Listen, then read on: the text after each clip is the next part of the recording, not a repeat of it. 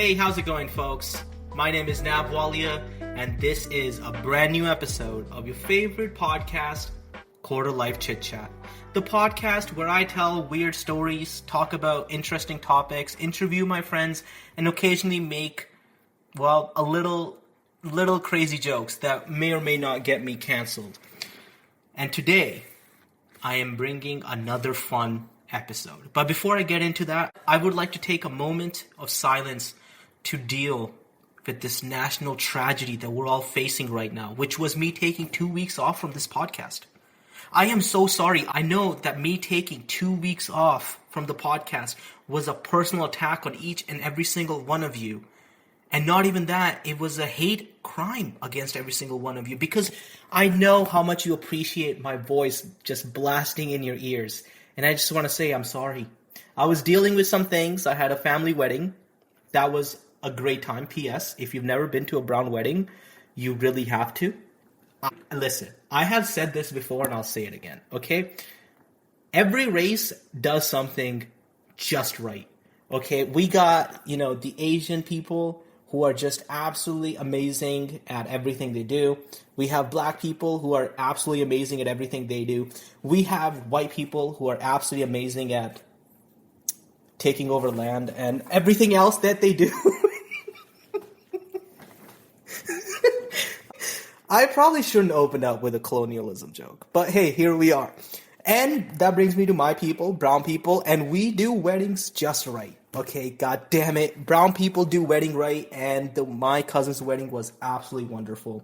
But today, I am coming at you with a brand new episode, and it's going to take episode 18 to another level. A lot of you loved episode 18. I got so many great messages about episode 18, and if you haven't heard it, it's where I talk about all the weird culture shock I experienced when I was 11-year-old who moved from India to Canada, and you guys loved the stories and the things I talked about. So today, I'm here to dish more culture shock things. So without further ado, let's hop into this. So, I grew up in India, and the temperature there was just so obnoxious, okay? I'm pretty sure the summers on a casual April for me is about 40 degrees. And by July, August, I think it hit like 50, 55 even.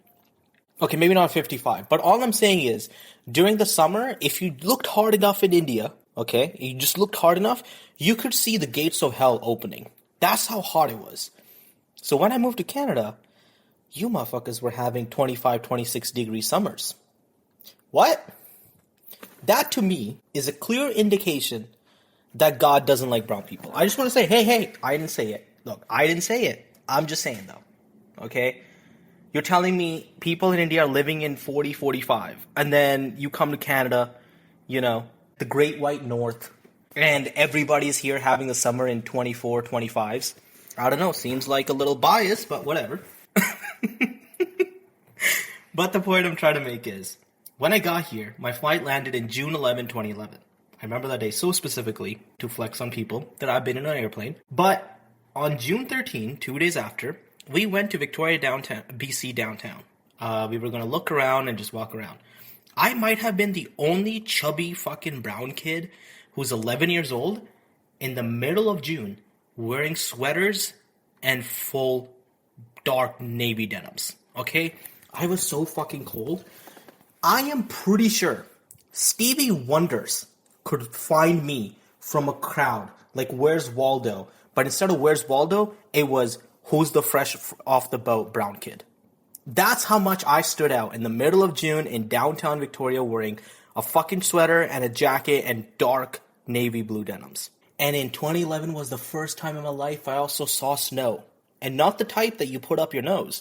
I'm talking about the type that falls from the sky during Christmas time. And my God, let me tell you, I have never seen sights so pretty. The only thing that comes close to the first snowfall I ever witnessed, okay, it was magical. I remember making a snowman at the middle school I went to, and then I instantly destroyed the snowman. And you'd be wondering, Nav, why the fuck did you spend 2 hours making a snowman just to destroy it? Because even though it was my greatest creation, it was somehow skinnier than I was. And I took that personally. Okay? I don't like that. I don't like that. Why the fuck is a snowman skinnier than me at the age of 11? I didn't like that. And that was extremely offensive. Now, speaking of snowfall, that brings me to the greatest festival of all time, the greatest season of all time. I am talking about the season of giving, goddamn Christmas. Okay? Those who do not know me, I am a fucking addict for Christmas. Okay? I am that kid. The moment it strikes December 1st, I am listening to Christmas music till the end of Christmas Day, December 25th. I am not joking. I have gone to gym while listening to Jingle Bells, and let me tell you something. Jingle Bell Rock while doing bench press, hits harder than snorting a whole keg of pre-workout. And do not ask me why I know that, okay? Christmas is the greatest thing of all time. But one of the reasons I love Christmas is because in India, we have this festival. It's called Diwali. For my white people, it is spelled Diwali. And for my culture people, you already know what's up. Diwali is the festival of lights. It has deep religious roots in Hinduism and Sikhism. But for the cool kids, it's a festival where we literally buy a fuck ton of fireworks and we just light it up. So, on Diwali in India, how it works is your family in the morning gets up and they're just happy. Okay, the depression on Diwali just somehow leaves every brown person's body. P.S. Side note: brown people don't believe in depression. I just want to throw that out there. So it's Diwali. It's the day we go out. We buy fuck ton of sweets. Okay, a ton of sweets, might contribute to the fact why every brown person has diabetes. But let's look past that. We buy fuck ton of sweets, and every person buys a brand new outfit, a brand new top to bottom. Okay? Then, in my family at least, my grandpa would go to the butcher. He would get chicken, he would get fish, goat, and lamb. And then he would cook them all. And he would have this amazing feast where, all the non-vegetarian eating people in my family will eat chicken. The vegetarian people in my family, like my grandma and my aunt, they would have their food cooked up. And then we just fucking chill. We chill for a couple hours, and then it's evening time, and the first thing we do, the moment it strikes like 6:37, or as soon as it's dark, we go and have a prayer. There's a couple prayers that you have to do for religious reasons. And I obviously grew up in a religious family. So after doing the prayer, we would chill for like 30, 40 minutes, maybe an hour. We would all get together, and just to let everybody know, houses in India are open roofed. So we all would chill on the roof and just stare out at our neighbors. You might be wondering why we stare at the neighbors. The reason behind that is because the best part of Diwali, every fucking brown person in the whole country buys a ton of fireworks. To put it in perspective, imagine if you went out and bought fireworks worth like $6,000 or $7,000, and you bought all those, and your goal is for 4 to 5 hours, your goal is to nonstop light up the fireworks and just see cool shit. So, I'm not joking. Like, that's literally what the festival is. So the moment any of our neighbors lit up a single firework, we knew it's game time. We knew it's time to go. And my God, did we go out. Man, the amount of fireworks, the rockets, the sky bombs, which, doesn't really help with the whole brown people bomb stigma. But let's move past that real quick. But, a lot of fireworks, and it would be a blast. Like, everywhere I would look up in the sky, it'd be beautiful. I'll see fireworks for 3-4 hours. My grandpa will bring up food, and we would look at our neighbors light up fireworks and their fireworks, and my family member would light up fireworks while eating great food and wearing brand new clothes. That's what Diwali was. It was the greatest fucking festival of all time. And I am so glad I left India, because right before I left, the government of India was talking about banning fireworks because of the pollution was so much. Like, think about it, right? Like, how many people are there in India? A lot. Like, too many. Way too many. And every person is lighting up a firework for literal hours. That in itself is an environmental hate crime. Okay? There's no better way to describe it. The greatest festival of all time, Diwali, is environmental hate crime. So the government of India has banned fireworks. We don't do it that way anymore. And I left to Canada just in time And like the biggest bandwagoner of all time, I hopped on board with Christmas Train. And my God, I love Christmas. I love Christmas so much. It hurts. It is currently itching to listen to Jingle Bell Rocks. Okay, you have no idea. And it's not even my favorite Christmas carol. Not even close. That's how much of a crack addict I am about Christmas. I remember the first time I saw my favorite Christmas movie of all time, A Christmas Story. And you're going to be wondering, oh shit, nah, like that's so old. Shut the fuck up. Listen to me. A Christmas Story is the greatest movie for one reason only. When the kid gets punished, the first thing he does is, oh, I had to put Lifebuoy soap in my mouth. What if I have this horrible result from it? Like he says that he goes blind and then he guilt trips his parents, right? Like he goes blind, he shows up, and his parents in the movie are like, oh my God, Ralphie, what happened to you? Are you okay? And he's like, I am blind from Lifebuoy. And both his parents are like guilty as hell. That is the most brown-coded shit of all time. Let me tell you. Every fucking brown person hearing this episode right now can relate to the fact that when you were scolded by your parents, okay, the first thing you did was imagine yourself suffering from a life-threatening illness just so you could, in that hyper-reality, guilt trip your parents. Every fucking person, every brown kid did this. This was our therapy, okay? I have spent so many countless nights where my mom would scold me and I would go to my bed crying.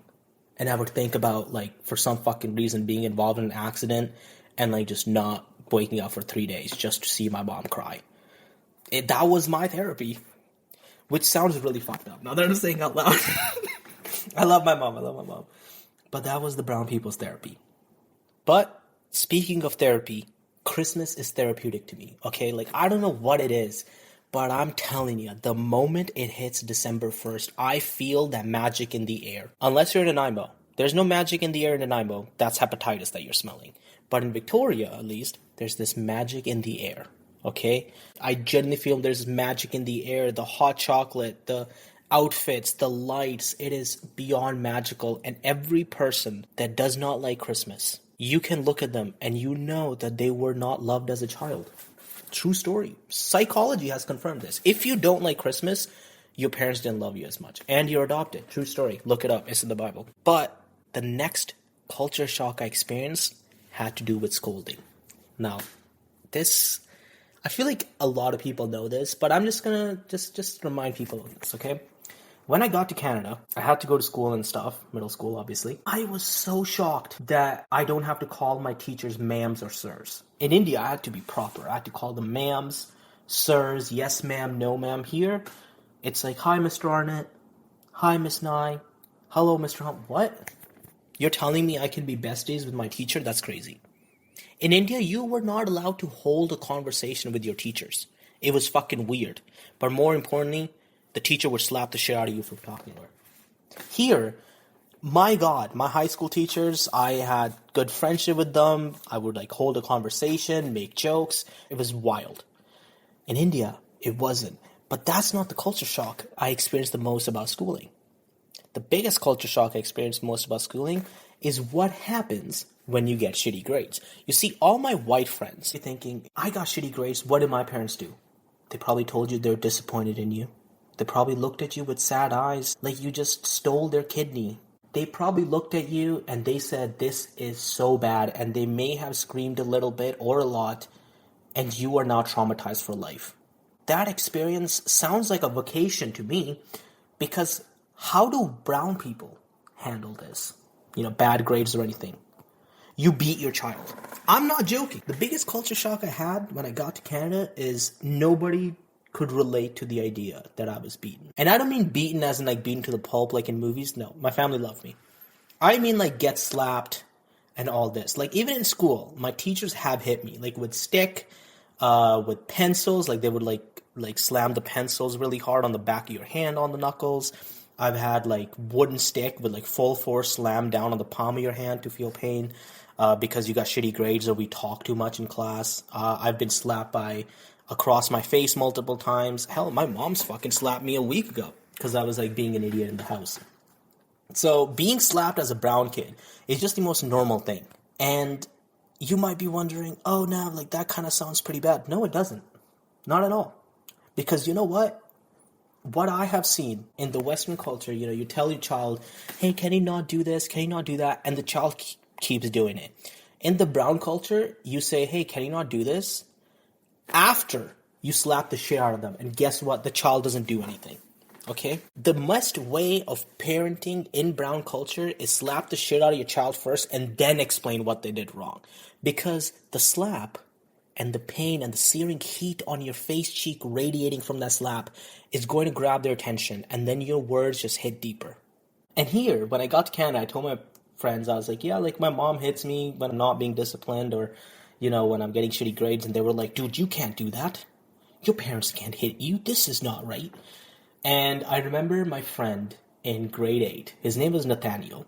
And I told him, I was like, hey, man, I got a pretty shitty grade. And I was, like, in a shitty mood. And he's like, oh, what happened? And I was like, I got a bad grade, man. And my mom, like, slapped the shit out of me and, like, she slapped me a couple times. Like, that's not cool, man. You can call Child Protective Services. And I was like, what? And he's like, you can call Child Protective Services. And I'm like, what does that mean? And he's like, well, if your parent hits you, the police can get involved and they can make sure your parents don't hit you. And this was the moment. This was my Super Bowl. I was like, holy shit, you're telling me 11-year-old me has found the way to one-up my mom? Okay, sign me the fuck up. I was in Mayfair Mall in Victoria, BC. I was vibing out, I was chilling, and I was acting up, obviously, and my mom goes, Nav, I'm gonna slap the shit out of you if you don't get your shit together. Stop. And I look at mom, I'm like, Mom, I can call the police on you. I was told by Nathaniel that I can call the police if you hit me. And my mom looks at me, she's like, oh yeah? And I was like, yeah. And then she slapped me straight across the face in the middle of the fucking mall. And she's like, are you gonna call the police now? And I looked at her, and god damn it, I never acted up again in Mayfair Mall, let me tell you. Not once, okay? Not once. And that was one of the weirdest culture shocks I had, because I didn't know teachers are not allowed to hit you. What the fuck? You're telling me for fucking 11 years in India I was getting fucking abused by my teachers, and I come here and all my teachers are, hey Nav, how are you? You're doing a great job, buddy. In India, you never got to hear you're doing a good job. Even if you get 100%, they're like, nice. 101% is possible. That's the fucking climate I was raised in my school. And then you get here, and there's a kid who gets C+, and his parents are like, oh, we're proud of you, you did a good job. Is this what love and positive reinforcement feels like? Because I feel like I've skipped out of it through my whole life, which in itself is the biggest culture shock, because I also didn't know what positive reinforcement was until way too late. Speaking of positive reinforcement, the next culture shock I witnessed that just blew my mind is how positively white people reinforce their food to not have any flavors. What the fuck is wrong with you guys? Do you guys not like flavor? I literally have my friend in my life. He is literally my best friend. And he told me that he eats chicken breast just cooked. And I said, hey man, what do you put on your chicken breast? He's like, usually nothing. I said, what? He's like, if I'm feeling like it, I might put some salt. But usually I can just eat chicken breast straight. I might do salt and pepper occasionally. And that in itself is why I think he's single. Or God's least favorite person. And I realized that this thing runs deeper than everybody. Literally one of my favorite people. I met him in college. That guy didn't know what spice was until he met me. Okay, and now he's thankfully eating spicy food. But what is up with the Western people, the Canadian people, the white people, people in this country thinking salt is spicy? Let's start there. Secondly, what the hell's up with you guys with butter chicken? Butter chicken is the worst Indian food dish of all time. I'm telling you, every single time you order butter chicken, there's a brown person in the world who looks down upon you for ordering that. Butter chicken, okay, my God, holy shit, we're getting into this. When I got here, so many people, obviously made racist jokes, which were like, hey man, like what'd you bring for dinner? Butter chicken, ha ha ha. It's like, no. I didn't bring butter chicken because I have better taste. My mom is a better cook. She cooks right shit, you fucking white cracker of a person. Butter chicken is terrible. Plus, you guys just make it sweet for some reason. Why the hell are white people making butter chicken sweet? Let's start there. Secondly, stop ordering fucking butter chicken. The land of my people has given more flavorful things than fucking butter chicken. Cut it out. Try more different Indian foods. Might I suggest biryani? Try that. Get back to me. And that was one of the culture shocks I had. Food here was just so fucking flavorless. What the fuck? Okay, I didn't know. So basically, my uncle at the time, he told me, he's like, hey, we should have poutine. I've never heard of what poutine is. I was like, okay, let's have it. For those of you who don't know, poutine is basically fries with gravy and cheese curds, and it's a Canadian delicacy. Let me tell you something. I had poutine for the first time in my life, and my God, what an absolute hate crime. What the fuck? There's no way Canada as a country is calling fries with gravy and cheese curds one of their national dishes. That in itself just speaks enough that people in the Western world don't know what the fuck flavor is. I don't need to say anything else. That speaks for itself. But this is a side note. When I moved from India, because, obviously I was having difficulty understanding the accent, people just kept making weird fucking jokes that I just didn't even understand at the time, were just very racial jokes.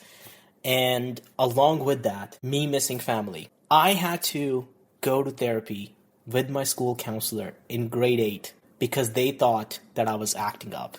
Now, press pause. Story time. Let's start this from the top. It was my science class, and I was sitting with a bunch of my classmates, and there was this girl, Amy. Me and my friends were talking, and they would obviously as kids being in grade 8, they would say names. They would be like, hey, what's up, idiot? How was food? Or what's up, loser? How was this? Again, this is not my fucking culture. I didn't grow up here. I didn't fucking raise here. In India, in my school, I wasn't allowed to talk to girls. The fact that I'm sitting beside a girl is mind-boggling to me. It's the first time white people, for example, taste butter chicken. You know how, the sensation you feel and you're like, oh my God, I feel there's more to life, there's more to salt and pepper. That's what it felt like to me, the fact that I was just sitting beside a girl in grade 8 in Canada. So I thought, you just, communicate with your friends by calling, them, weird or funny names. Me and Amy at that time have spoken a fair bit. I vibe with Amy. She was chill.